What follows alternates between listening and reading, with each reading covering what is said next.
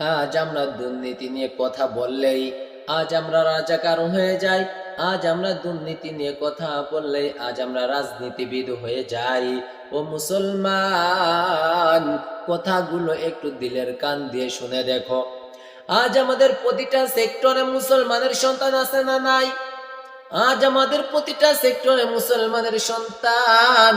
যদি আমরা উপর লেভেলে দেখি, প্রধানমন্ত্রী আজ আমাদের মুসলমান, আজ আমাদের রাষ্ট্রপতি মুসলমান, বিচারপতি মুসলমান, ধর্ম উপদেষ্টা মুসলমান। আজ আমাদের প্রতিটা জেলায় জেলায় আমাদের এমপি, মন্ত্রী, জজ, ব্যারিস্টার, আজ আমাদের মেম্বার, চেয়ারম্যান, প্রতিটা সেক্টরে কিন্তু মুসলমানের সন্তান। মুসলমানের সন্তান হওয়ার পরেও কেন দুর্নীতি কমে না? মুসলমানের সন্তান হওয়ার পরেও কেন পরের মাল আত্মসাৎ করে খাই? মুসলমানের সন্তান হওয়ার পরেও কেন বাংলার জমিনের টাকা বাইরের দেশে পাচার করে গাড়ি বাড়ি অট্টালিকা বানাইয়া সেই দেশে যায় আরামে তারা জীবনটা কাটায়? কেন কাটায়? কেন কাটায়? তার একটাই মাত্র কারণ, তারা যে টাকাটা কামাই করে নিয়ে গেছে তাদের এইটা হালাল হলো নাকি হারাম হলো তাদের এইটা কোনো চিন্তা নাই। তাদের চিন্তা তারা খাইতে পারলেই তাদের হইছে, তারা খাইতে পারলেই তাদের মনটা তৃপ্তি লাগে। তাদের কোনো হালাল কোনটা হারাম কোনটা বেঁচে খাওয়ার কোনো টাইম নাই। ও মুসলমান, মুসলমানের সন্তান হওয়ার পরেও বাংলার জমিনে কোটি কোটি মানুষের টাকা তারা আত্মসাৎ করেছে। কোটি কোটি গরিব দুঃখীর মাল আত্মসাৎ করেছে। গরিব দুঃখীর ভাতার টাকা মেরে খেয়েছে, গরিব দুঃখীর চাউল মেরে খেয়েছে, গরিব দুঃখীর বাথরুম মেরে খেয়ে তারা বাইরের দেশে যা অট্টালিকায় ঘুমাই। ও মুসলমান, আমরা তো মুসলমানের সন্তানদেরকে মেম্বার বানাইলাম, চেয়ারম্যান বানাইলাম, এমপি বানাইলাম, মন্ত্রী বানাইলাম, প্রতিটা সেক্টরে সেক্টরে মুসলমানদেরকে বসাইলাম। তবুও কেন এত দুর্নীতি? তবুও কেন এত দুর্নীতি? দুর্নীতি কেন? কেন চুরি হলো? কেন ডাকাতি হলো? কেন ছিনতাই হলো? কেন মানুষকে মারা হলো? কেন গুম করা হলো? কেন মানুষকে খুন করা হলো? কেন রক্তের বন্যা বয়ে দেয়া হলো? কেন কেন হইল? তার একটাই মাত্র কারণ, কারণ তার মধ্যে তাকওয়া নাই, তার মধ্যে আল্লাহর ভয় নাই, তার মধ্যে দিনের কোনো জ্ঞান নাই, তার মধ্যে দিনের কোনো বুঝ নাই, তার মধ্যে কোরআন হাদিসের কোনো জ্ঞান নাই। কারণ সে মুসলমান দাবি করে মুখে, সে মুসলমান স্বীকৃতি দেয় তার বাবা মা আর উত্তরসূরি হিসেবে, কিন্তু আসলে যদি তাকে দেখা যায়, তাকে ভালো করে দেখতে গেলে দেখা যাবে সে মুসলমানের কোনো দায়িত্বই পালন করে না।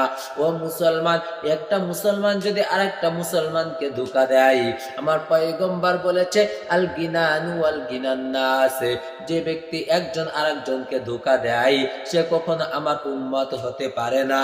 আমার পয়গম্বরের হাদিস অনুযায়ী যারা বাংলার জমিনে কোটি কোটি কোটি মানুষের টাকা মেরে বাইরের দেশে চলে গিয়েছে, কোটি কোটি মানুষের চাউলের বস্তা মেরে খেয়েছে, গমের বস্তা মেরে খেয়েছে, আলু মেরে খেয়েছে, পটল মেরে খেয়েছে, চাউল মেরে খেয়েছে, রাস্তার রড মেরে খেয়েছে, রাস্তার সিমেন্ট মেরে খাইলো, রাস্তার বালু মেরে খাইলো, গরিব দুঃখীর বাথরুমটাও মেরে খাইলো।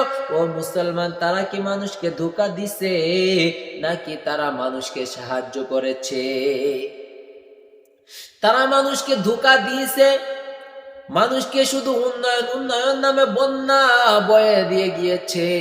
মানুষকে শুধু বলেছে আমরা উন্নয়ন করেছি, এইটা পদ্মা সেতু বানাইলাম, যমুনা সেতু বানাইলাম, বঙ্গবন্ধু রেল স্টেশন বানাইলাম, কত কিছুই না বানাইছে, কতই না আমাদেরকে তাল বাহানা করেছে, কত কিছু দেখাইলো, কিন্তু লাস্ট পর্যন্ত আমার বাংলাদেশের কোটি কোটি টাকা মেরে তারা পালাতে বাধ্য হয়েছে। কেন পালাতে বাধ্য হয়েছে? ও মুসলমান, আপনাদের কাছে একটা প্রশ্ন, কেউ যদি চুরি না করে, কেউ যদি ডাকাতি না করে, কেউ যদি ছিনতাই না করে, কেউ যদি রাহাজানি না করে, কেউ যদি খুন খারাপি খুন যদি কোনো কিছু না করে, তার কি পালানোর কোনো দরকার হয়? তার পালানোর কোনো দরকার হয় না, কারণ তাকে সমাজের মানুষ মাথার উপরে রাখিয়া তাকে ভালোবাসবে। তাকে মাথার উপর রাখিয়া মানুষ তাকে স্নেহ করবে, মমতা করবে, তাকে মানুষ আরো কাছে ডাকবে, তাকে মানুষ নিজের পকেটের টাকা খরচ করে খাওয়াইবে। কি আছে না নাই? আছে। কিন্তু আজ বাংলার জমিনে দেখেন না, যারা খেয়ে গিয়েছে তারা বাংলার জমিনে আসতে পারে না, তারা বাইরের দেশে খুব আরামে থাকে। আর বাংলাদেশের কিছু কিছু খুদে মৌমাছি, কিছু কিছু পাতি নেতা, তারা খুব লাফানো লাফাই, খুব ফালানো ফালাই, তারা খাবে আবার, তারা খাবে আবার। এই 24-এর যদি 5 আগস্ট যদি দেখিয়া যদি নিজের ভিতর যদি চিন্তা ভাবনা না ঢুকায়, এইটা দেখার পরে যদি এই চিন্তাটা না করে যে এক চাঁদাবাজকে খেদাইছে আর এক চাঁদাবাজ বাংলাদেশে আসিয়া আর এক আবার নতুন করে চাঁদাবাজি শুরু করবে, গুম করা শুরু করবে, খুন করা শুরু করবে, আমাদেরকে মনে হয় বাংলাদেশের সাধারণ মানুষ ছেড়ে দিবে। না না না, এই কথা চিন্তা করা ভুল।